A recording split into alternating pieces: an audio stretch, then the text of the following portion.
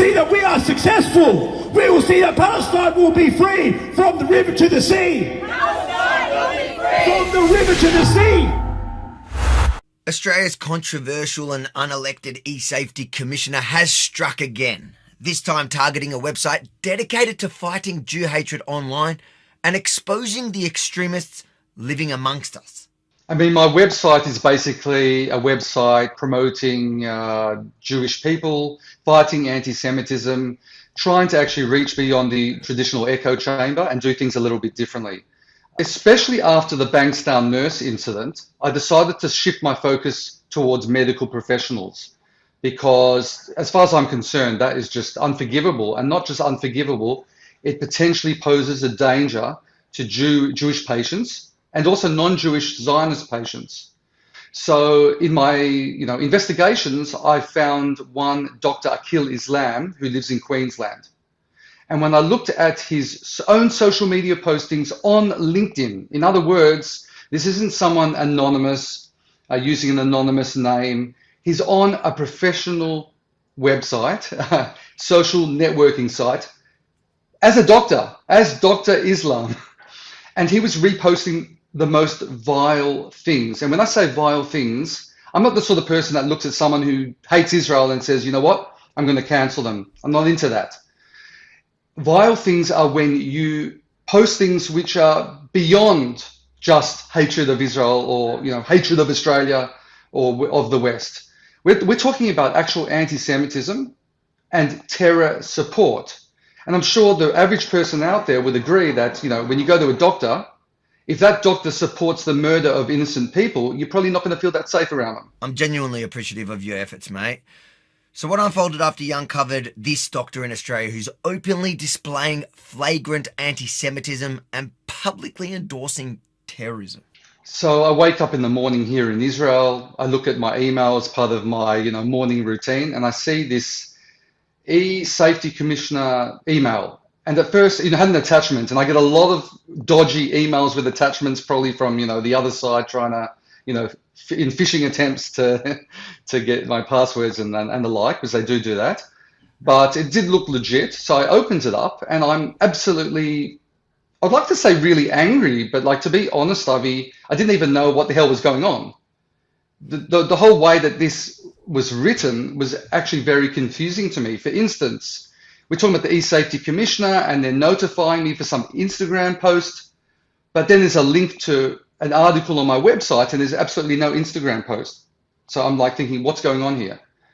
And they're talking about cyber abuse. And then when I realized what they deemed to be cyber abuse, I was absolutely perplexed because from my point of view, what I was doing was exposing actual cyber abuse. I wasn't abusing anyone. I certainly wasn't encouraging anyone to abuse anyone. I was simply providing factual evidence in the terms of screenshots and a video as well, and asking people to report to the doctor. Isn't that the way you're supposed to do things when you find a doctor doing things which are very worrying and potentially endangering patients? So for me, it was just mind-blowing. Absolutely. The Australian Health Practitioner Regulation Agency is precisely who concerned Aussies are supposed to turn to when reporting questionable doctors. Yet it almost seems as though the eSafety Commissioner was more troubled by your journalism than by the doctor's dangerous behaviour. It's exactly that. It's not almost as if it's like that. That's exactly what is going on here. What was offensive to them was the fact that I was exposing that he's a Hamas supporter and an anti-Semite. One of the grounds for finding that I was engaged in cyberbullying, it was that they said that the average Australian adult would regard the material as being offensive because it suggests that he, the doctor, is involved in the support of a terrorist group, something that an ordinary reasonable person would find to offend their standards of morality, decency, and propriety. Make that make sense? That me exposing the offensive material is the cyberbullying and not the actual offensive material itself. I've always been very meticulous when it comes to fighting back legally, never engaging in inciting of violence or anything of the kind. It's always working within the law. And, the law, there's a health agency in Australia for reporting cases of potential medical misconduct. So if I cannot use legal avenues, or people can't use legal avenues, then how can we legally fight back against this? Do we just have to lie down and accept that there are doctors out there that could potentially harm patients? I think not. I don't believe we should tolerate it. And once again, I'm grateful for you for refusing to let it slide. But something else that struck me as particular is that, unlike you or me, the individual who sent you that letter didn't sign off their name to it. It makes me wonder if they're hiding their identity, because if we knew who they were, it might become glaringly apparent that they sympathise with the doctor's hateful stance. What's your take on it? There is something that makes me think it's a possibility. Well, because it's such a bizarre sort of case against me, as it were, Sure. that they're ignoring the actual cyberbullying of Dr. Islam, but categorizing me exposing his cyberbullying as cyberbullying itself. That's the first sort of thing that gets my spidey senses tingling. But there was also something interesting in the wording, because one of the things, one of the let's say reasonings that they used was that maybe my post would cause serious harm to Dr. Islam. Okay, they're worried that it would somehow instigate violence, even though I'm not the one supporting a terrorist organization and the murder of men, women, and children. But then they said, because a lot of, I should know that my followers are likely to hold anti-Palestine views.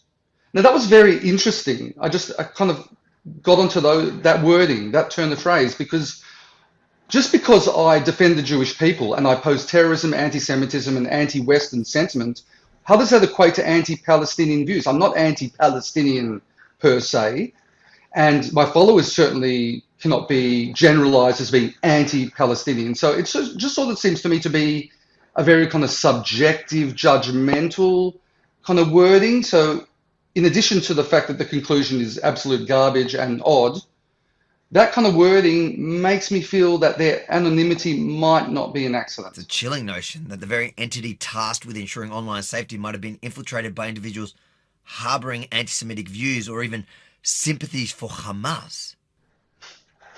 Absolutely. I mean, that's the point, Avi. Where do we go? Where do we turn? If the people in positions of power hold the same vile views as those who we are fighting against, then where do we turn? Once again, David, you've hit the nail on the head, which is precisely why I posed 8 straightforward questions to the eSafety Commissioner, asking whether they classify exposing extremist views held by frontline medical professionals as cyber abuse, or if they deem it inappropriate for concerned citizens to report Dr. Islam to APRA, or even if they find any of Dr. Islam's posts disturbing. I also asked if they think Jewish patients would feel secure under the care of a doctor espousing such views. I want to know what specific outcome the eSafety Commissioner hopes to achieve with this notification, because it's not clear in the letter. And given ASIO's recent warning that escalating intolerant rhetoric poses a serious threat to national security, how can they then justify defending Dr. Islam's statements? And how they think Australian Jews can retain confidence in them if they're protecting individuals who voice anti-Semitic or terror-supporting sentiments. And lastly, whether their stance diverges from the Australian Senate, which voted, by the way, 56-12 to denounce From the River to the Sea as a hateful slogan. Absolutely. Now, From the River to the Sea, I obviously agree that that's a genocidal chant, but it's important to mention that that wasn't all that I exposed. I mean, we're talking about calling Hamas terrorism resistance. One of the posts that he amplified even had the red inverted Hamas triangle, which, as you know, is sort of indicative of the Palestinian cause these days, but actually signifies like the targeting of Israelis. That's what Hamas used it for, and it's been co-opted by their supporters. So that in itself is very worrying. And he called them resistance fighters. I mean, you look at the actual post, it goes well beyond an interpretation of From the River to the Sea, which some people say isn't genocidal. So it isn't about my interpretation. It's about unequivocal support of terrorism. And I included video of him at one of the rallies. And in that footage, and he was up there speaking to the audience, he acknowledged how medical colleagues might see his actions here as inappropriate. And then he was trying to shame his medical colleagues for not speaking out. My medical colleagues may say, what business is there in speaking upon what is a political issue or a controversial issue or what is divisive. To them I say this: is it not true that the life expectancy of our First Nations brothers and sisters is undisputedly rooted in the deep impact of British colonial settlement across generations? Is this not true? So even Dr. Islam knows on some level that what he's doing, might raise some eyebrows, and, people might look at that as worrying. Dr. Islam was fully aware of the impact of his public hate-filled post. And as that video revealed, and I think it's important for people to know, that his venom isn't aimed solely at Israel and Jews, but extends to Australia itself. To him, anyone outside his hateful circle is branded a colonial settler. And when someone dares to call it out like you, his mob can count on the eSafety Commissioner to swoop in as their shield. It's utterly shameful. You can find the eSafety Commissioner's full response on the Rebel News website, but to sum it up for you, it's a convoluted word salad that sidesteps most of my pointed questions, hiding behind vague claims of privacy to dodge accountability. And if they think they can brush it off that easily, they're sorely mistaken. We've unleashed our legal team to demand clearer answers on David's behalf, something their flimsy privacy excuse won't shield them from.